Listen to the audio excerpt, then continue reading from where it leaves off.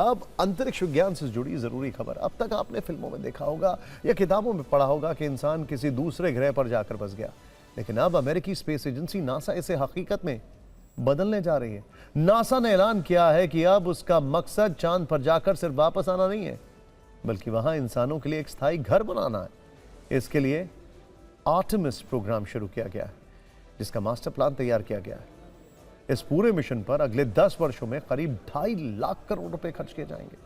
चांद के दक्षिणी ध्रुव को नासा ने बेस बनाने के लिए चुना है, जहां इंसानों के लिए स्थायी ठिकाना बनाना थोड़ा आसान हो सकता है। वैज्ञानिकों का मानना है कि दक्षिणी ध्रुव के अंधेरे क्रेटर्स यानी गड्ढों में भारी मात्रा में पानी बर्फ के रूप में जमा है।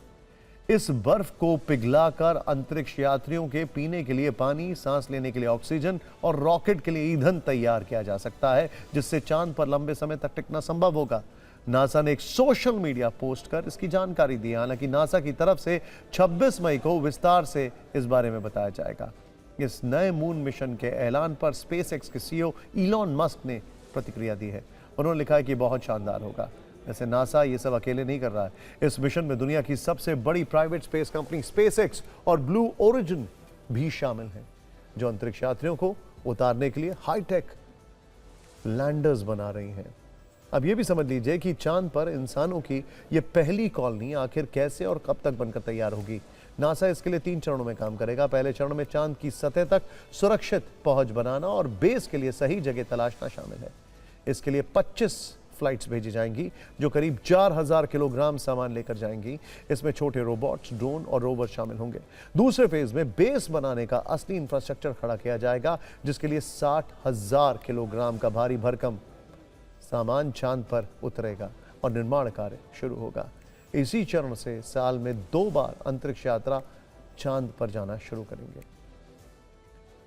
इसके बाद आखिरी फेज शुरू होगा, जिसमें मकानों का निर्माण शुरू किया जाएगा। साथ ही एक जगह से दूसरी जगह जाने के लिए गाड़ियां होंगी और चांद पर इंसानों की 24 घंटे मौजूदगी सुनिश्चित हो जाएगी। इसके अलावा चांद पर कम्युनिकेशन को मजबूत करने के लिए वहां सेलुलर टावर्स यानी 5G नेटवर्क भी स्थापित किया जाएगा। बिजली की कमी ना हो, इसके लिए नासा वहां एक छोटा न्यूक्लियर रिएक्टर लगाने का प्लान भी बना रही है। अगर आपको लग रहा है कि नासा के इस पूरे मिशन का मकसद सिर्फ चांद पर इंसानों की बस्ती बसाना है, तो ऐसा नहीं है। इस मिशन का चांद तो बस एक पड़ाव है, असली मंजिल तो मंगल ग्रह है। दरअसल नासा की प्लानिंग मंगल ग्रह तक जाने के लिए चांद को एक लॉन्च पैड की तरह इस्तेमाल करने की है। दरअसल पृथ्वी की तुलना में चांद का गुरुत्वाकर्षण यानी ग्रेविटी सिर्फ 6 गुना कम है। इसका मतलब यह हुआ कि पृथ्वी से एक भारी रॉकेट छोड़ने में जितना ईंधन और ताकत लगती है, चांद से वही रॉकेट छोड़ना बेहद आसान और सस्ता होगा। ऐसे में नासा चांद को एक लॉन्च पैड या स्पेस पेट्रोल पंप की तरह इस्तेमाल करेगा। हालांकि चांद पर मौजूद प्राकृतिक संसाधनों का इस्तेमाल करने की संभावनाएं भी खोजी जाएंगी।